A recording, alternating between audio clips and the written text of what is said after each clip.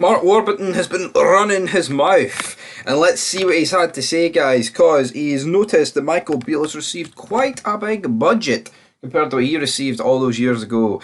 And let's dive into it. And he quoted Fear the Sun. He says, "It would have been nice to have had the same budget as Michael when I was faced with challenging Brendan Celtic. Let me tell you, I had players on £5 a week, £4 a week, £3 a week, £2.5 a week. Our midfield was still a fraction of Scott Brown's salary." End of quote. And you remember those times. Those times were pretty fucking dark for Rangers. I've did fids, ranking the summer windows, and I'm not going to beat around the bush. Obviously, we were just back in the top division. But it's not like we weren't signing players or in that period, that didn't have like the likes of Senderos, Barton. They're like established fucking players. It's not like you're signing absolute jabronis. But if you look at the players that Rangers are signing now, but that was always to be expected. I understand his point of view as well. If I received the budget Beale's getting now, I could maybe have done something. But at the same time, you got to look at the time frame. We were just up for the championship.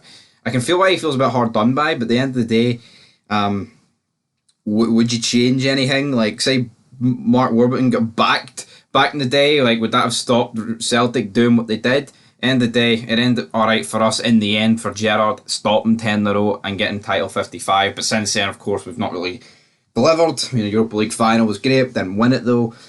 Scottish Cup, and then last season was a disaster. Gio, and then Beale did not win any trophies. But this summer looks like it could all be turned around, guys. But Mark Warburton, he feels a wee bit hard done by. But for Rangers, though, Glen Kamara is attracting interest for 6 clubs from across Europe. He prepares to quit Rangers on a £5.5 million deal.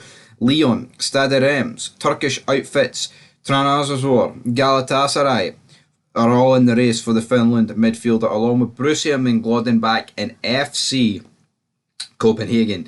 So, I'm not really bothered which club he goes to as long as it's the club that pays the most money. As also for Fashion Sakala, it looks like the Saudi Arabia move is edging closer. Some people comment it's not. He's literally out all the player group chats. He's been told by Beale. If this isn't edging closer, I don't know what edging closer is. But it says Rangers also expect Fashion Sakala to leave in the coming days as he nears a move to Saudi Arabia. So it looks like that deal is pretty much going to happen. I don't think anything's really going to stop it now. The only thing that stopped it the first time around was the fact that Sakala didn't actually want to go. He wanted to stay, but now that's not going to happen, son. It's not going to happen for Sakala. Looks like he's going to be moving on now because he's been told he's not wanted, which I think is a bit sad, to be honest, from Fashion Sakala's point of view. But I can understand why people want to keep him. I can understand why people want to get rid of him. For me, I'd keep him. I think there's way worse players to get rid of.